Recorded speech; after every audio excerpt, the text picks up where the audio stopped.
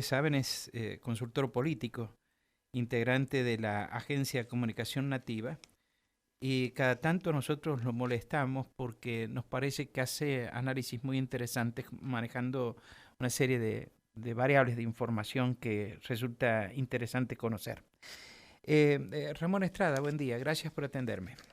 Buen día, Mario. Por favor, un gusto poder dialogar con vos y el equipo de Radio Universidad. Este, ¿Cuál es la primera reflexión que te surge después del resultado electoral de ayer, sobre todo en la categoría presidente?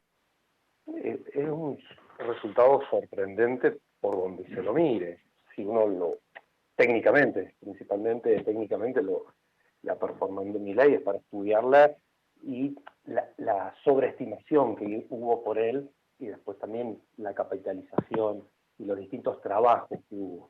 Hubo un trabajo que no fue premonitorio, pero que lo hizo la CELAC, el Centro Estratégico de Estudios Latinoamericanos, que conduce el economista Alfredo Serrano Mancilla, el cual en mayo hace un trabajo, una recopilación de casos en Argentina, cuando todavía no estaban definidos los candidatos. Entonces ahí podemos entender de que el proceso electoral que estamos transitando en el 2023 en Argentina consta de 4 etapas mínimo. La primera etapa fue la selección de los candidatos, cómo terminan estos candidatos. En mayo, que todavía no estaba definido Massa, en mayo todavía no se sabía si se cerraba Bullrich por un lado y Larreta por otro. En mayo Larreta todavía estaba negociando con Schiaretti para que fuese su compañero de fórmula y de esta manera iba a tener una mejor performance de cara con Patricia Bullrich, cosa que no le aportó Morales a la candidatura de Larreta para mejorar su performance con Bullrich. Ahí la CELAC mostró en ese estudio que había una intención de voto en primera vuelta en las PASO, ahí para las PASO, de cara a las PASO, donde Milei acariciaba el 30%. Le seguía el Frente de Todos, en ese momento en el Frente de Todos, con un 26,1% y Juntos por el Cambio tenía un 24,6% según este estudio. Fue un estudio que hoy muchos están diciendo, mirá, en mayo hubo un muestreo que hoy lo podemos cotejar. ¿Cotejar en qué sentido? Que hay 3/3 imperfectos dentro del sistema electoral argentino. Esa es la primera reflexión de cara a octubre. Y de cara a octubre vamos a la tercera etapa. La segunda etapa es la que terminó ayer.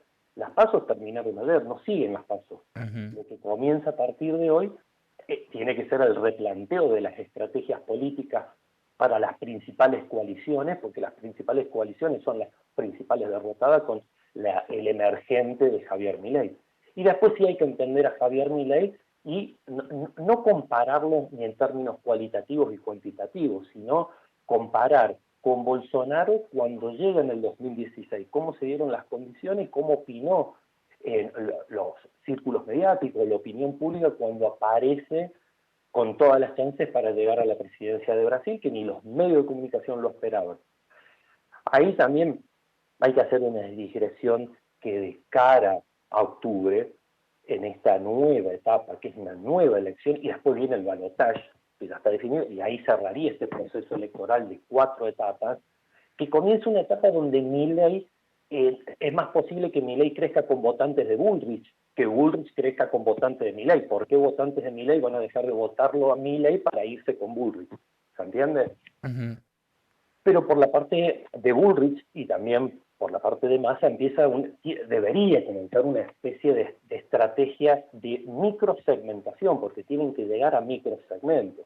De hecho, Lula en el balotaje lo que hizo la diferencia fue la microsegmentación y el triunfo que tuvo Lula de 1,5% fue gracias, en los estudios posteriores dijeron que fueron madres solteras del noreste de Brasil.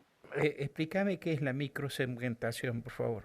Microsegmentación quiere decir que vos vas a ver, Javier Milei ayer en su discurso habló rápidamente, no hizo un discurso estructurado de un presidenciable, sino que microtargetizó su electorado. Primero que todo la subió al ring a Bullrich, eso es microsegmentar, va por los votos de Bullrich. Cuando Milei habla de sus hijos de 4 patas, ahí está microsegmentando a todos los ciudadanos y ciudadanas argentinas que se identifican más con las mascotas, con el cuidado a las mascotas, que con lo político, por ejemplo. Ven en un presidente, eso es la microsegmentación. Ajá, ajá. Apuntar directamente a nichos específicos. La microsegmentación de Lula, de conseguir más votos de mujeres solteras con hijos en el noreste de Brasil, justamente de donde él provenía, y se hizo una estrategia de microsegmentación para llegar exclusivamente a esos nichos electorales. Es un trabajo muy técnico, ¿no? Exactamente, por eso se plantea una estrategia que es totalmente distinta. La estrategia que tuvo Sergio Massa no sirvió, que era la estrategia de ser un candidato ministro a presidente, y que su campaña en las PASO era la gestión. Y realmente la gente está con un poder adquisitivo totalmente detonado, cada vez le falta más la comida en el plato a los sectores más humildes, eso no cambia, y ahí es donde entra el voto de Milei. No es un voto bronca, no es un voto enojo, es una de las variables, pero no es el 100%. El voto de Milei es un voto racional. En cambio, en el voto tan... No es un voto enojo. Es que no, son racionales, las personas han racionado para llegar al voto. ¿Tiene una carga simbólica de bronca? Sí, pero no el 100%, porque también tiene una carga ideológica. Hay mucha gente que se siente muy identificada con las expresiones conservadoras, ultraliberales que propone Milei. Esa característica mesiánica de Milei de que él cualquier problema lo puede solucionar rápidamente en segundos, y eso a mucha gente lo convence y le gusta, porque está tan decepcionado con su día a día que por lo menos esta persona está hablando algo que no sabe si va a pasar. De hecho, tenemos el ejemplo que lo referían ayer. Javier Milei es Menem con redes sociales. Si uno entiende a Carlos Saúl Menem, cuando él mismo lo dijo varios años después de haber dejado el poder y el gobierno, cuando dijo, si yo decía la verdad, perdía la primera elección. Sí, sí.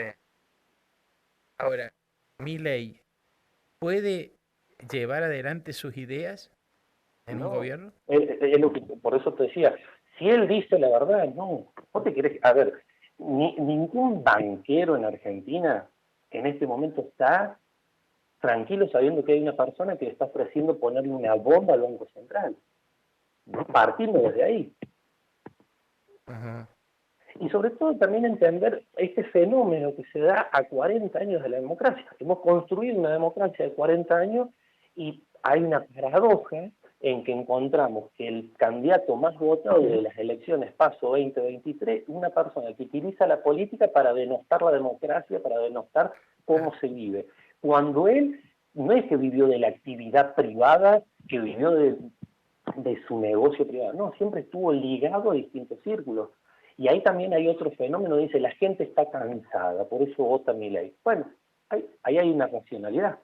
Esa racionalidad de que esté cansado y que voten por Milei, pero indirectamente al votar a Milei arrastran a candidatos de Milei en las distintas provincias que son parte de la casta, porque no son personas nuevas, no es que Milei.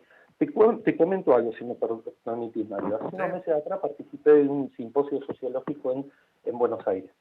En ese simposio se invitó a todos los partidos políticos de Argentina de cara al proceso electoral y de cara a los 40 años de la democracia. Hubo 3 sectores que no participaron: el sector de Juan Grabois, el sector de la izquierda y el sector de Milei.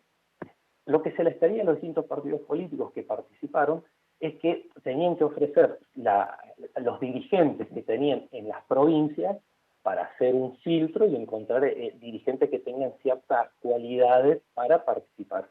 Cuando se le ofreció a Milei, el equipo político de Milei, reunido con académicos de distintas universidades que participaron en esta simposio, le dijeron que no le podían ofrecer la base de datos de dirigentes de La Libertad Avanza en la Argentina.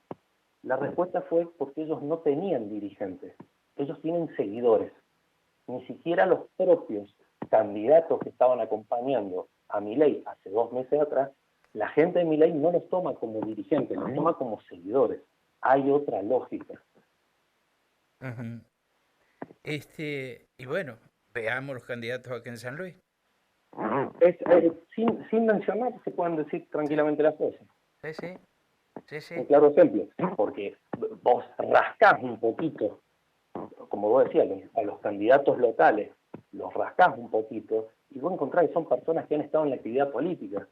Y no es que he estado recorriendo y transitando el barrio, militando, mostrándose y acompañando. No, circunstanciales. El hombre y sus circunstancias, podemos decir que está haciendo, en este caso, posibles triunfadores a candidatos locales de cara a octubre. Entonces, en tu interpretación, no es que la gente dijo, bueno, votemos a Milei para dar un toque de alerta, digamos, a la clase política y a los gobiernos sobre lo que está aconteciendo. Sí, sí, por eso hay racionalidad en que esa sea también otra de las partes de la conformación del voto, pero no el 100% fue acudido directamente ahí. O sea, hay un fenómeno allí. Hubo 16 jurisdicciones de las 24 que se pintaron de violeta y no estaban en mi radar. De manera tal que, digamos, se abre un campo de gran expectativa de aquí a octubre, ¿no? Sí, se abre un campo de expectativa, y no solamente cada de octubre. Si uno toma y deja este número, el 1 de marzo del año que viene, cuando se inaugure la asamblea de las sesiones ordinarias de la Asamblea Legislativa Nacional, vamos a tener sentado ahí a representantes de la ultraderecha que piensan en la misma sintonía que un Bolsonaro o que un Vox en España, que están en una tendencia de ultraderechas nacionales, la ultra-right concebida por Steve Bannon principalmente, que es el mayor estratega a nivel internacional, que es el estratega político, ha sido el principal estratega político de Donald Trump, después se separó, estuvo construyendo la ultraderecha en Europa, desde Víctor Orbán en Bulgaria. O sea, hay un desarrollo de la ultraderecha en las democracias occidentales donde las cuales se benefician personas que pertenecen a la misma casta de la cual reniega Milei y de la cual se sirve Milei para traccionar dentro de la democracia. Le pega a la casta, pero con la casta construye. Claro, está bien. Ramón Estrada, muchas gracias por atenderme, gracias por estas ideas. Muchas gracias. Hasta luego. Y bueno, te molestaremos seguido. Muchas gracias. Sí, no tengo ningún problema. Muchísimas gracias, Mario. A vos y a tu audiencia. Hasta cualquier momento. El licenciado Ramón Estrada, que es miembro de la Agencia de Comunicación Nativa, consultor político, estuvo esta mañana aquí en Nada Secreto en Radio Universidad. La hora 9:18, los datos del tiempo, vamos a la pausa y retornamos. En la ciudad de San Luis la temperatura actual es de 15 grados con 2 décimas.